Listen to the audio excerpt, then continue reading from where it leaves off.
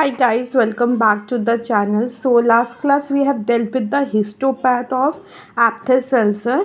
So lastly we were seeing that we'll be continuing that aphthous ulcer and we'll be starting one topic, Behçet syndrome. Okay.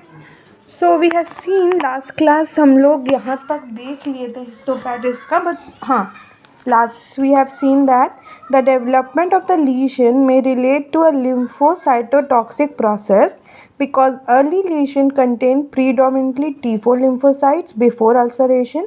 तो ulceration से पहले वाले phase में T4 lymphocytes होंगे, फिर ulcerative phase में T8 lymphocyte होंगे और जब हीलिंग फेज़ होगा तो T4 सेल्स डोमिनेट होंगे. इसलिए इधर कहीं ना कहीं we can relate that is the lymphocytotoxic process. Okay, that was about histopath. Now coming to the treatment part. No known single effective treatment is required. Treatment schedules and drugs include antibiotics, vitamins, zinc, levamisole or as an immune stimulant, and either topical intralesional or systemic corticosteroids. तो ये सारे broad treatment options है, कोई single effective treatment है नहीं एप्थस ulcer के लिए.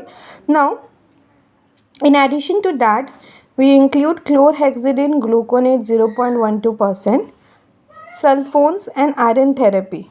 Okay, among other treatment have been recommended.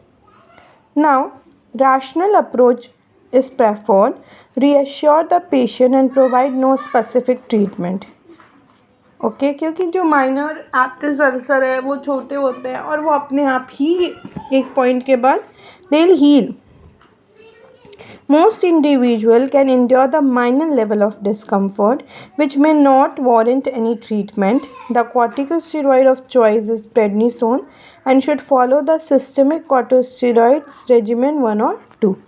Okay तो इन शॉर्ट ऐसा कोई स्पेसिफिक ट्रीटमेंट प्लान नहीं है.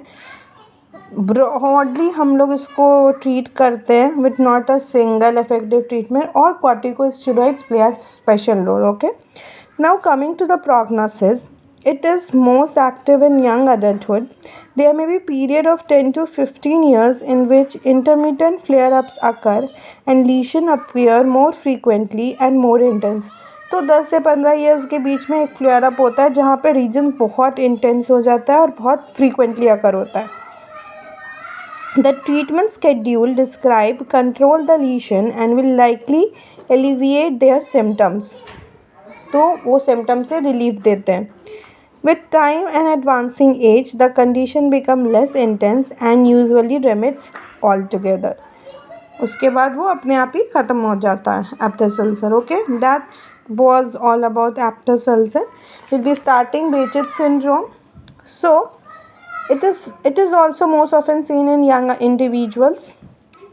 It include ocular and genital lesion in addition to recurrent oral lesions. तो oral lesion होगा, ocular lesions होंगे और genital lesions होंगे. और जो oral lesions होते हैं वो एप्थस लाइक होते हैं. जो अभी हम लोग एप्थस अल्सर पढ़े वैसा ही इनका अपीयरेंस होता है. Recurrent aphthous looking lesions are also seen on the skin around the penis and scrotum in men and on labia and vulva in women. तो जो जेनाइटल लीजन्स होते हैं वो भी एप्थस लाइक दिखते हैं और it appears around the skin of penis and scrotum in main and लेबिया and vulva in women.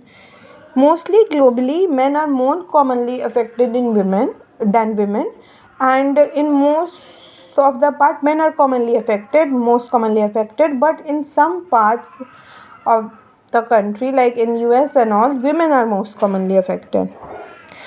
The ocular lesion comprises inflammation of iris and uveal tracts, that is, iritis and uveitis, which will produce a level of pus in the anterior chamber. Because the basis of the disease seems to be vasculitis, a red nodular skin lesion, that is erythema nodosum, and a non-rheumatoid arthritis appear in 2/3 of the patient. और ये localise होते हैं नीज और ankle में. जो ये non rheumatoid arthritis होते हैं they are localised to knees and ankle. Non-rheumatoid is seronegative. Okay, that's all for today. We'll be continuing this syndrome in the next class. Till then, like, share, subscribe, and comment. Bye.